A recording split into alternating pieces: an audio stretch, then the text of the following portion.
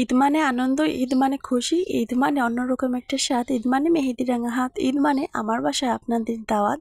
Hello everyone, আসসালামু আলাইকুম। সবাই কেমন আছেন? আশা করি সবাই ভালো আছেন। সবাইকে ঈদ মোবারক। আর আমি মদিনা আছি মুন্সিগঞ্জ থেকে। আপনারা দেখছেন village life with Abida Ayesha. তো সকাল সকাল ঘুম থেকে উঠে গেছি, নামাজ টামাজ সেরে এখন বাচ্চাদেরকে ঘুম পাড়িয়ে রেখে আসলাম, কারণ বাচ্চারা ঘুমিয়ে আছে। এই ফাঁকে অনেকগুলো কাজ আমাকে সেরে নিতে হবে।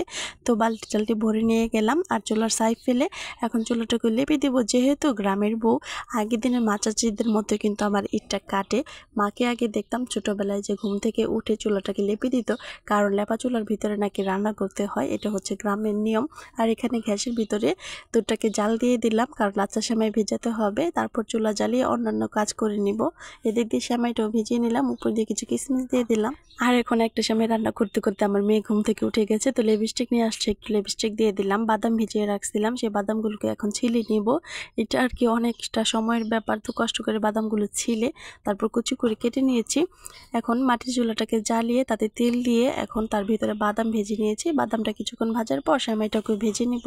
তো কালকে আপনাদের সাথে ভিডিও শেয়ার করতে পারিনি, কারণ ভিডিও এডিট করা বা ভয়েস দেওয়া অনেকটা কষ্টকর হয়ে গেছে। সারাদিন আর কি ঈদের দিন বিশেষ কোনো কাজ থাকে না, কিন্তু অনেক কাজ থাকে রান্না বান্না, সেগুলো করতে করতে সময় পাওয়া যায় না।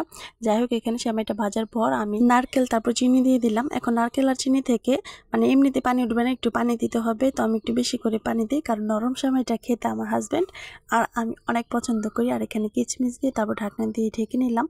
যখন সিদ্ধ হয়ে পানি এভাবে শুকিয়ে যাবে নামিয়ে নিলাম। এটা কিন্তু শুকানোর পর আরেকটু ঝরঝরে হয়ে যাবে। এখন আবার নামাজের সময় হয়ে গেছে, তো ছেলেকে ভাবলাম একটু সেমাই খাইয়ে দিই, কারণ অনেকক্ষণ সময় লেগে যাবে। তো 2 চামচ সেমাই খেয়ে দিলাম। বাচ্চা মানুষ তো সকালবেলা তো খেতে চায় না। ওর আব্বুর থেকে আমার মেয়ে এখন সালামি কালেকশন করতেছে। তো একটা ব্যাগ আছে, ওই ব্যাগটা নিয়ে এখন ঘুরবে আর সবার কাছ থেকে সালামি নিবে, নানু বাসায় যাবে। সেগুলো একটু পর আপনারা দেখতে পারবেন।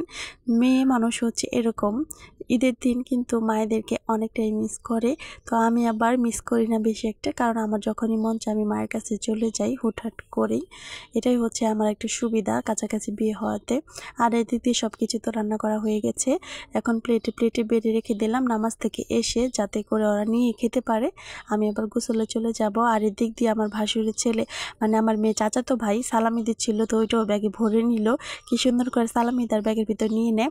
আর এই জামাটাও কিন্তু কিউট, জামাটা গিফট করছে আমার মেয়েকে ওর চাচাতো ভাই। তো ওইটাই আজকে পরিয়ে নিলাম, যেহেতু আমার বাবার বাসায় যাব। আর ওনারা যা দিয়েছে ওনারা তো তার দেখতেই পেয়েছে, কিন্তু এই জামাটা আর কি ওনারা দেখে নাই। তো এখন পরে নিয়ে যাই। আর এখন রেডি করতেছিলাম, মাথায় ক্লিপ লাগিয়ে দিলাম, কিন্তু পরে আবার ঝুটি করে ফেলেছি। মেয়ে মানুষ বলে কথা, কত কিছু যে লাগবে, চুড়ি ক্লিপ তুলি সব কিছুই লাগে। আর কি রেখেছি কিভাবে যে সাজাবো সেটাই আর কি মাথায় বুঝে উঠতে পারি না। তো লিপস্টিক দিতে যেহেতু একদম হিমশিম খেয়ে গেছি, একটুখানি ছোটো ঠোঁট, সেটার ভিতরে লিপস্টিকও দিতে পারতেছিলাম না। আর যেহেতু বাচ্চা মানুষ অনেকটা নড়াচড়া করে, তো দেখতে দেখতে হাঁটতে হাঁটতে চলে আসলাম মায়ের বাসায়। অনেকটা রোদ উঠে গিয়েছিল, কিন্তু কষ্ট করে হলে আসলাম। আর এদিক দিয়ে অনেকগুলো সেমাই রান্না করে রাখছে মা। তো আমি আর আমার মেয়ে সব কিছু খেয়ে দিয়ে এখন মা 500 টাকা সালামি দিয়ে দিল।